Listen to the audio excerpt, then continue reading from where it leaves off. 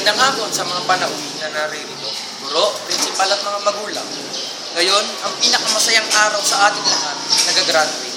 Ngunit, ngayon din ang araw na maghihiwalay at pupunta tayo sa panibagong yugto ng buhay sa kolehiyo. Kaya ako nagpapasalamat sa inyo dahil sa 4 na taon ko kayong nakilala at nakasama ay marami na tayong nagawa. Una na dito, ang ating mga kalokohan na kahit minsan di natin makakalimutan at may iwan ng kung sino man sa pagpasok, sa loob ng klase at hanggang sa pag-uwi. Kung minsan ay napapayak pa natin ang ating mga guro dahil sa sobrang nating kakulitan. Pero kahit sa sobrang nating kulit, ay may araw na nagiging masipag tayo, lalo na kapag pasahanan ng ating class. Dito ay nagiging busy ang lahat at parang gusto mong sapakin ang nangungulit sa iyong mga klase.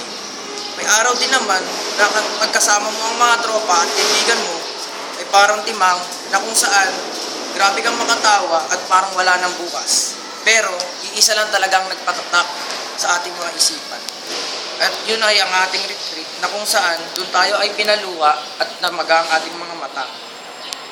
Ito ay memorable sapagkat maraming tayong natutunang mga magagandang memory at mga magagandang asal na nakuha natin doon.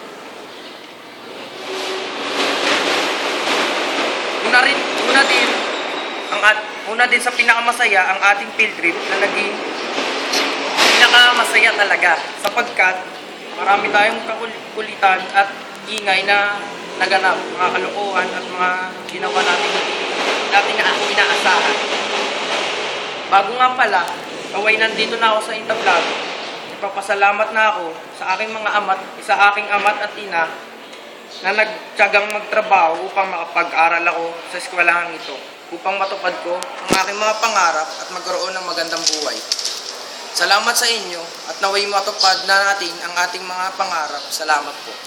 Okay na lang.